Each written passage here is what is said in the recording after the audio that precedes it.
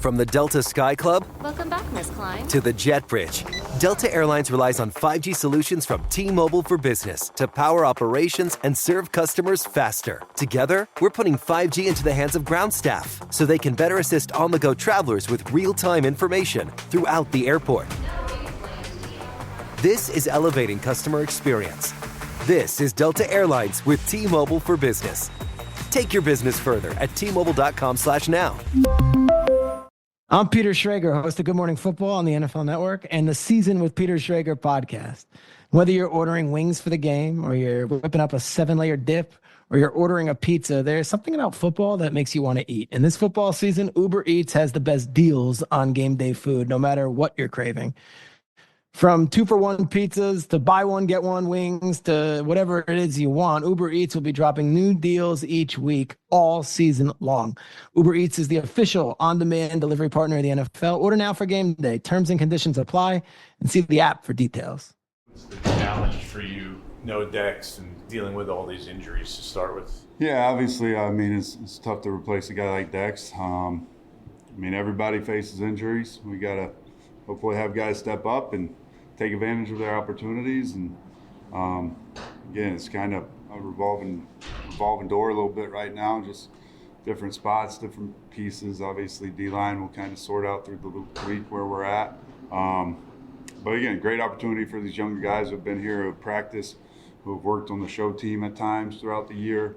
So they're going to have to go out there and play. With those defensive linemen, are you kind of looking to really step up and fill some of those roles? I think all of them are in play right now, to be honest with you. So we'll kind of see where this thing goes as the week goes here with DJ, with Nacho. Then obviously Chat's been up, Jordan's been up. You got Casey Rogers, you got Garcia, and then we just signed Corey from the Rams. So, I think all those guys are in play right now, and we'll kind of see where we're at these next few days. With those injuries, specifically to Dexter, that's a lot of leadership you guys don't have. Is that an opportunity for some of the younger guys like Newman and Phillips to kind of have their voice be heard? Yeah, absolutely. I think we're always trying to evolve that leadership, especially in the young guys, and develop that. That's part of being a coach, is to foster that a little bit, especially with the guys that can handle it. I think you got to be careful. There's certain guys that can take on a little bit more in that role, and there's other guys who probably aren't ready for that just yet. But yeah, absolutely. I think within the position group, especially like who rises in the group, the D-line group with Dex out, where's that voice go? Nacho's been a good leader for us. But again, we're going to have guys step up in a variety of ways. Their play style, and obviously the leadership, the communication, everything else that comes into play. Who do you think is ready to step up for that?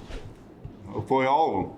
It's the plan. They've all been working hard. So I'm excited. Whoever gets out there, I'm excited to see him go play.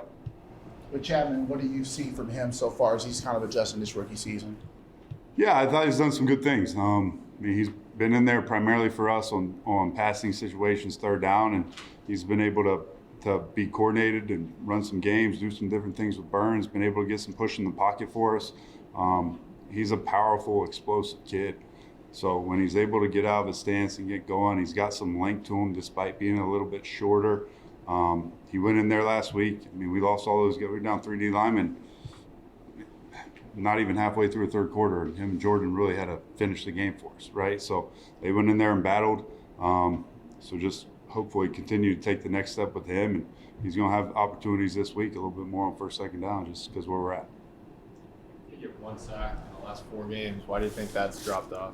Yeah, I felt like last week we got some pressure on him when we had some passing situations. We were close. I think Burns tipped one as he was throwing it. KT was right there close one time where he potentially could have reached and got it off of him. So there's been some opportunities. I think just making sure we take advantage of the opportunities when it is truly drop back pass and we can pin our ears back and go.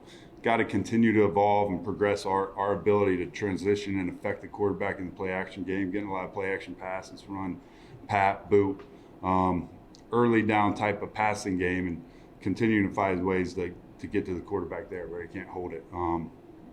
But again, just continue to work together, be coordinated, understand overlaps, understand when we can take our two-way goes and win, find ways to free up Burns and KT, right? They're usually trying to get a chip, something on them out the gate, and when they don't, hopefully they can go ahead and take advantage and win. What do you think of the season Bobby has had? What does being without him mean? Yeah, I think he's been good. I mean, he's been solid for us, leader, runs the show for us, gets guys lined up, makes plays when they're there for us. He's done a good job lately here attacking the football. He's got 3 forced fumbles here recently, and the one last week was inches away on the goal line from being a forced fumble. So he's taking advantage of opportunities there to get his hands on footballs, use his length. So we'll kind of see where he's at here these next couple of days. His tackling numbers are actually, I think, a little bit low down this year from last year. Because what do you think that attributes to? Yeah, I mean, honestly, I don't really know. I mean, how dramatic is it? Is it like dramatic? Solo tackle is pretty dramatic. Solo tackle's pretty dramatic? Yeah. More combined. Okay. Yeah, I mean, I think he's flying around being productive when he's out there. He's doing everything we ask of him. What do you think about if he's not able to play? Is Darius someone who's ready to do the green dot, or would you rather lean on someone like Micah, who obviously has more experience in this league? Yeah, Bobby can't go. I mean, I feel comfortable with both of them. They both have had to be able to do it, right? They both battled injuries throughout the year, so they've always been kind of the next guy.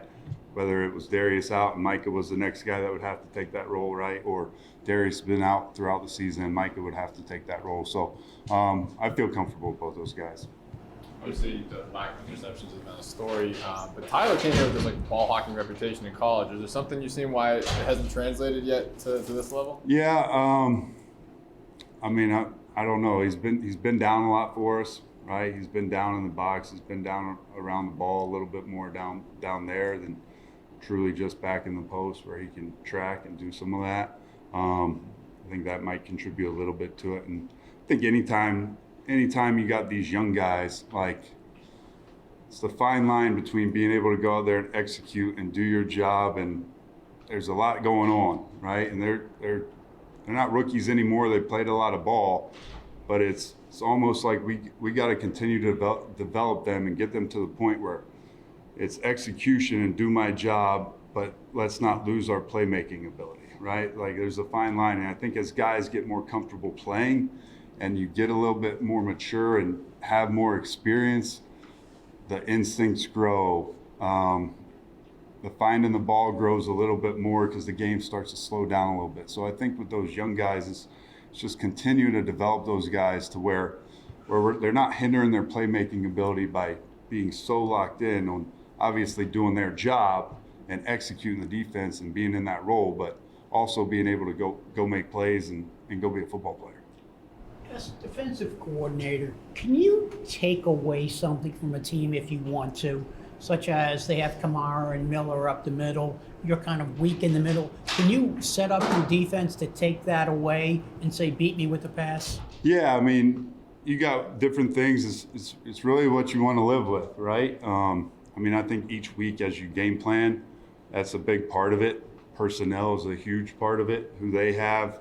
I mean, whether it's a big-time receiver, whether it's a good running back, potential receiving running back out of the backfield, I think that's a big part of what you do. I think for us, as we go into a game plan, particularly in a week when you're dealing with some moving parts, there's a fine line of let's make sure these guys can get out there and get lined up and go play and not try to do too much to put the guys who really haven't been out there as much as some of these other guys in a vulnerable position because we're asking them to do a lot of things that they haven't done, right? So I think there's a fine line as coaches. We got to kind of determine and feel that throughout the week of our comfort level based on their comfort level as the week goes. But ultimately, you're trying as a defensive unit, we're trying to hopefully minimize their strengths, right? Find ways to take away their strengths. How can you stop the run better? You have to start selling out more into the box, kind of? Or? Yeah, I mean, I wouldn't say that. I mean, I think if you go back and look, I think there's a lot of post safety defense. I don't know if a lot of these runs have been split safety where we're down a body. You know what I'm saying? So think just continue to work our fits, work our technique, work our fundamentals. We got to tackle, again, X-play runs, like especially the past 2 weeks. Like you go into Tampa, and I want to say they had 32 for 150 with a 56-yarder, right?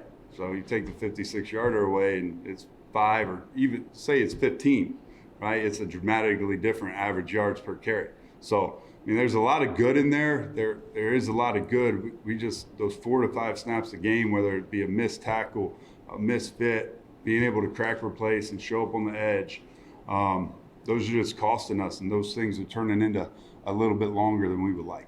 What do you take away from the tackling in the first half when you went and watched it last week? Yeah, I think staying on our feet, like making sure we're staying on our feet, casting the net, not letting our feet die on contact. Like these runners are strong. Like your feet die on contact, you end up falling off, right? So trying to stay on our feet, get as many cleats in the ground as we can, keep these guys up. Like whenever you're going to the ground, trying to go to the ground to make a tackle is probably not going to end well, right? I mean, just basic technique and fundamentals in the open field, being able to close the space, come to balance, not have your base too wide where you can step to contact. You get wide with your base, all of a sudden he goes to move one way and that foot comes back in. So you're wasting 2 steps, and then you're forced to lunge to try to make it, and it turns into an arm tackle. So I think eyes, leverage, base are vital in tackling. Because I think they're trying to get there. The angles haven't been brutal. There's been a few that have been tough angles, especially when you get in the open field. But I think the point of contact, being able to stay on our feet and run our feet on contact where we're not falling off and letting these guys get through some of these arm tackles, because they turn into arm tackles as soon as your feet go dead. What happened on that 2nd and 21 run, the 22-yard? Yeah, so we were split safety on that one. Back to your previous point. Got to show up. Like we got to be able to play with technique and fundamentals and constrict the space a little bit more. But we got to show up. We got 2 inside pieces, and in a perfect world, we got to get that thing spilled and get over the edge, get over the safety, not let it crease us in split safety defense. Whether you're ordering wings for the game, whipping up a 7-layer dip, or ordering pizza, there's something about football that makes you want to eat. And this football season, Uber Eats has the best deals on game day food, no matter what you're craving. From 2-for-1 pizza to buy one, get one wings. Uber Eats will be dropping new deals each week all season long. Uber Eats, the official on-demand delivery partner of the NFL. Order now for game day. Terms and conditions apply. See app for details. Get even more savings this holiday season by becoming a MyLowe's Rewards member. Don't miss new member deals dropping every week, like $15 off a purchase of $50 or more on select Bounty, Charmin, and Puffs paper products. Plus, get free standard shipping with Silver Key status. Just one more way, Lowe's is here to help you shop, save, and enjoy the holidays. Join for free today. My Lowe's Rewards program, subject to terms and conditions. Visit Lowes.com/terms for details, subject to change, exclusions, and more terms apply. Visit Lowes.com/shipping terms for details.